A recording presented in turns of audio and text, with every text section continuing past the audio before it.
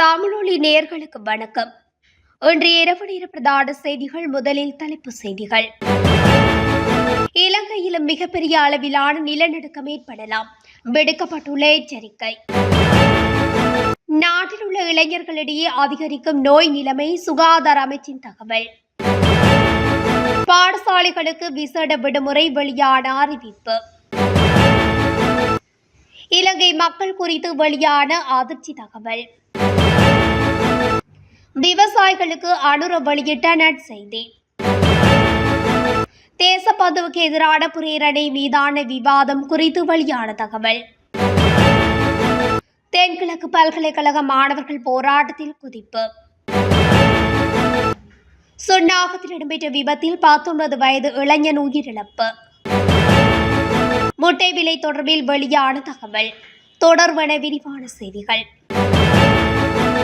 இன்று ஒரு நாள் இலங்கையிலும் மிகப்பெரிய அளவிலான நிலநடுக்கம் ஏற்படலாம் என யாழ் பல்கலைக்கழக புவியியல் துறை சிரேஷ்ட விரிவுரையாளர் நாகமுத்து பிரதீப ராஜா தெரிவித்துள்ளார். அதற்கேற்ற வகையில் போதுமான நடவடிக்கைகளை நாம் முன்னெடுக்க வேண்டும் எனவும் அவர் முன்னெச்சரிக்கையாக குறிப்பிட்டுள்ளார். அவர் மேலும் தெரிவிக்கையில், இலங்கையிலும் சிறிய அளவிலான நிலநடுக்கங்கள் பதிவானது அண்மித்த பகுதிகளில் அதிகரித்து வருகிறது. இலங்கையிலும் கீழாகவும் இலங்கைக்கு அண்மித்ததாகவும் சிறிய அளவிலான நிலநடுக்க நிகழ்வுகள் பதிவாகி அண்மித்த காலப்பகுதியில் காணப்பட்டது.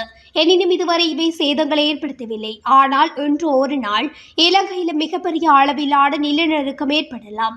அதற்கேற்ற வகையில் போதுமான நடவடிக்கைகளை நாம் முன்னெடுக்க வேண்டும். ஜப்பான் போன்ற நாடுகளில் இதற்குரிய செயற்திட்டங்கள் மேற்கொள்ளப்பட்டு வெற்றியும் பெற்றுள்ளன.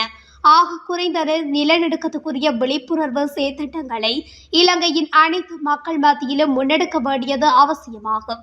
இல்லையில் 2004ஆம் ஆண்டின் சுனாமி அனர்த்தத்தில் ஆயிரக்கணக்கானவர்கள் இறந்தது போன்று ஒரு நிலநடுக்க அனர்த்தத்தினாலும் இலங்கையில் ஆயிரக்கணக்கானவர்களின் இறப்பை நாம் தவிர்க்க முடியாது என்பது உண்மை என குறிப்பிட்டுள்ளார். நாட்டில் உள்ள இளைஞர்களிடையே HIV தொற்று அதிகரித்து வருவதாக சுகாதார அமைச்சு தெரிவித்துள்ளது. தேசிய பாலியல் நோய் மற்றும் எய்ட்ஸ் தடுப்பு பிரிவு இது தொடர்பில் வெளியிட்டுள்ள தகவலில், கடந்த வருடத்தில் 15 முதல் 24 வயதுக்கு இடைப்பட்ட 115 பேருக்கு HIV தொற்று உறுதிப்படுத்தப்பட்டுள்ளது.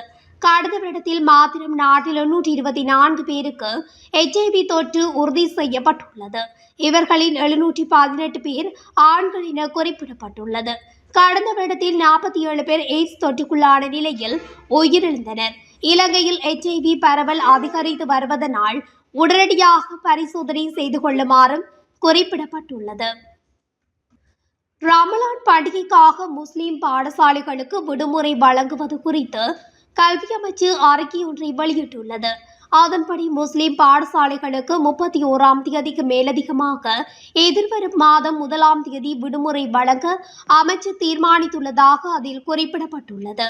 இந்த விடுமுறை தினத்துக்கு பதிலாக பாடசாலை இடம்பெறும் மாற்று தேதி பின்னர் அறிவிக்கப்படும் என்றும் அதில் குறிப்பிடப்பட்டுள்ளது. இதேவேளை பாடசாலை மாணவர்களின் புத்தக பையின் எடையை குறைக்குமாறு பாடசாலைகளுக்கு அறிவுறுத்தப்பட்ட போதிலும் சில பாடசாலைகள் ஆசிரியர்கள் மற்றும் அதிபர்கள் அது தொடர்பில் கவனம் செலுத்துவதில்லை என கல்வி அமைச்சு தெரிவித்துள்ளது.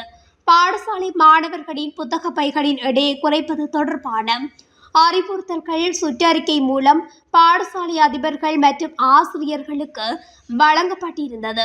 பாடசாலை மாணவர்களின் புத்தக பைகளின் எடை தொடர்பில் கிடைக்கப்பெறும் முறைப்பாடுகளின் பிரகாரம் பாடசாலைகளுக்கு கண்காணிப்பு குழுக்களை அனுப்பி புத்தக பைகளின் எடை தொடர்பில் சோதனை செய்ய நடவடிக்கை எடுக்கப்பட்டுள்ளதாகவும் கல்வி அமைச்சு தெரிவித்துள்ளது. நாட்டில் ஆண்டுதோறும் நிகழும் மொத்த இறப்புகளில் 83% தொற்றா நோய்களால் ஏற்படுவதாக சுகாதார மற்றும் வெகுஜன ஊடக அமைச்சர் நலிந்த ஜேதிச தெரிவித்துள்ளார். சுகாதார தரவுகளின்படி 60 வயதுக்கு மேற்பட்டவர்களில் 35% உயர் இரத்த அழுத்தத்தால் பாதிக்கப்படுவதாகவும் அமைச்சர் குறிப்பிட்டுள்ளார். அவர்களில் உயர் இரத்த அழுத்தம் இருப்பதை அறியாமல் ஆண்டுதோறும் கிட்டத்தட்ட 60,000 பேர் பக்கவாதத்தால் பாதிக்கப்பட்டுள்ளனர். மேலும் அவர்களில் 4,000 பேர் ஆண்டுதோறும் இறக்கின்றனர் அல்லது அங்கவீனம் அடைகிறார்கள் என்று சுகாதார மற்றும் வெகுஜன ஊடக அமைச்சர் நலிந்த ஜேதிச தெரிவித்துள்ளார். மேலும் நாட்டின் வயது வந்தோரில் 20% நீரிழிவு நோயால் பாதிக்கப்பட்டுள்ளனர். அவர்களில் 41% சிகிச்சை பெறுவதில்லை என்றும் அமைச்சர் குறிப்பிட்டுள்ளார். இந்த வருட சிறுபோகத்தின் போது நெல் விவசாயத்திற்கு மட்டுமல்ல மற்ற பயிர்களுக்கும் உரமானியங்களை வழங்க முடிவு செய்யப்பட்டுள்ளதாக ஜனாதிபதி அனுரகுமார திசாநாயக்க தெரிவித்துள்ளார். பெலியத பகுதியில் இன்று இடம்பெற்ற மக்கள் சந்திப்பில் கலந்து கொண்டு உரையாற்றும் போதே ஜனாதிபதி மேற்கண்டவாறு குறிப்பிட்டுள்ளார். இது தொடர்பில் மேலும் ஜனாதிபதி தெரிவிக்கையில் 3 வாரங்களுக்கு முன்பு அமைச்சரவையில் ஒரு முடிவு எடுத்தோம். இதுவரை நெல் விவசாயத்திற்கு மட்டுமே உரமானியங்கள் வழங்கப்பட்டு வந்தன. ஆனால் நெல் வயல்களில் பயிரிடப்படும் கூடுதல் பயிர்களுக்கும் உரமானியங்களை வழங்க நடவடிக்கை எடுத்துள்ளோம்.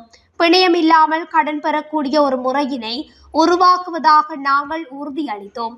இப்போது அதை உருவாக்கியுள்ளோம். ஒரு இளம் தொழில் முனைவோர் தங்கள் தொழிலை காட்டி கைத்தொழில் அமைச்சிடம் இருந்து சான்றிதழை பெறலாம். அதன் பின்னர் பிணையம் இல்லாமல் கடன் பெற்று புதிய தொழிலை தொடங்க முடியும் என குறிப்பிட்டுள்ளார் என அவர் தெரிவித்துள்ளார். காவல்துறை மாதிபர் தேசப்பந்து தென்னக்கோடை அந்த பதவியில் இருந்து நீக்கும் பிரேரணை மீதான விவாதம் சித்திரை புதுவருடத்தின் பின்னர் இடம்பெறும் என நாடாளுமன்ற வட்டாரங்கள் தெரிவிக்கின்றன.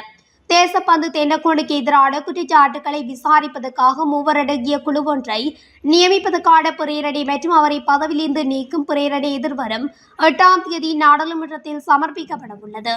மேலும் நிலையியல் கட்டளைகளின் பிரகாரம் குழுவை நியமிக்கும் பிரேரணை நாடாளுமன்றத்தில் 113 வாக்குகளால் நிறைவேற்றப்பட வேண்டும். பிரதம நீதியரசர் நியமித்த நீதிபதி, தேசிய காவல்துறை ஆணைக்குழுவின் தலைவர் மற்றும் பிரதமர் மற்றும் எதிர்க்கட்சி தலைவர் இருவரின் இணக்கப்பாட்டின் பேரில் நியமிக்கப்பட்ட பிரதிநிதியும் இந்த குழுவில் இடம்பெற்றுள்ளனர். அத்துடன் எதிர்வரும் 8ஆம் தேதி 3 அடங்கிய விசாரணை குழு நியமிக்கப்பட்டதன் பின்னர் தேசப்பந்து தென்னக்கோன் மீதான குற்றச்சாட்டுகளை விசாரிக்க சிறிது காலம் எடுக்கும் என தெரிவிக்கப்படுகிறது. அனைத்து பல்கலைக்கழக மாணவர் ஒன்றியத்தின் அமைப்பாளரான மதுஷான் சந்திரஜித் உட்பட 2 விடுதலை செய்யுமாறு கோரி தென்கிழக்கு பல்கலைக்கழக மாணவர்கள் போராட்டத்தில் ஈடுபட்டுள்ளனர். குறித்த போராட்டமானது நேற்றைய தினம் பல்கலைக்கழகத்துக்கு முன்பாக இடம்பெற்றுள்ளது.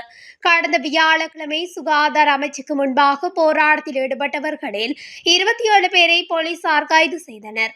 இவர்களில் அனைத்து பல்கலைக்கழக மாணவர் ஒன்றியத்தின் அமைப்பாளரான மதுசான் சந்திரஜித் உட்பட 2 எதிர்வரும் ஏப்ரல் மாதம் 4ஆம் தேதி வரை விளக்கமறியை வைக்குமாறு மாளிகாவதி நீதவான் நீதிமன்றம் நேற்று உத்தரவிட்டிருந்தது. கைது செய்யப்பட்ட ஏனைய 25 பேரை பிணையில் விடுதலை செய்யுமாறும் நீதிமன்றம் உத்தரவிட்டிருந்தது. இந்த நிலையில் தென்கிழக்கு பல்கலைக்கழக மாணவர்கள் பல்கலைக்கழகத்துக்கு முன்பாக கல்முனை அக்கரை பெற்று பிரதான வீதியில் கூடி போராட்டத்தில் ஈடுபட்டதும் குறிப்பிடத்தக்கது. சுன்னாகம் கந்தரோடை பழனி கோவிலடி பகுதியில் இடம்பெற்ற மோட்டார் சைக்கிள் விபத்தில் 19 வயது இளைஞர் ஒருவர் உயிரிழந்துள்ளார். குறித்த விபத்து இன்றைய தினம் இடம்பெற்றுள்ளது. குறித்த இளைஞன் செலுத்தி வந்த மோட்டார் சைக்கிளானது இன்னொரு மோட்டார் சைக்கிளுடன் மோதி விபத்து சம்பவித்துள்ளதாக தெரிவிக்கப்படுகிறது. இந்த விபத்தில் மேலும் ஒரு நபர் சிக்கிய நிலையில் சிறு காயங்களுடன் உயிர் தப்பியுள்ளார். சந்தையில் இந்த நாட்களில் முட்டையின் விலை குறைவடைந்துள்ளதாக நுகர்வோர் அதிகார சபை தெரிவித்துள்ளது. அதன்படி ஒரு முட்டையின் விலை 25 முதல் 30 ரூபாய் வரை விற்பனை செய்யப்படுவதாக தெரிவிக்கப்படுகின்றது. அதன் காரணமாக கோழி பண்ணை உரிமையாளர்கள் பெரும் அசௌகரியங்களுக்கு முகம் கொடுத்து வருவதாக கவலை வெளியிட்டுள்ளனர். மேலும் ஒரு முட்டையின் விலையை குறைந்தபட்சம் 10 ரூபாவால் உயர்த்த வேண்டும் என கோழி பண்ணை உரிமையாளர்கள் கோரிக்கை விடுத்துள்ளனர். இதேபோல இலங்கையில் சந்தையின் செயற்கையான அரிசி பற்றாக்குறையை உருவாக்கி அரிசி விலையை அதிகரிப்பதாகவும் வர்த்தக அமைச்சர் வசந்த சமரசிங்க குறிப்பிட்டுள்ளார். இத்துடன் தமிழொலியின் இன்று இரவு நேர பிரதான செய்திகள் நிறைவடைகின்றன. தொடர்ச்சியாக செய்திகளை அறிந்து கொள்ள தமிழொலி ஊடகத்துடன் இணைந்திருங்கள். நன்றி, வணக்கம்.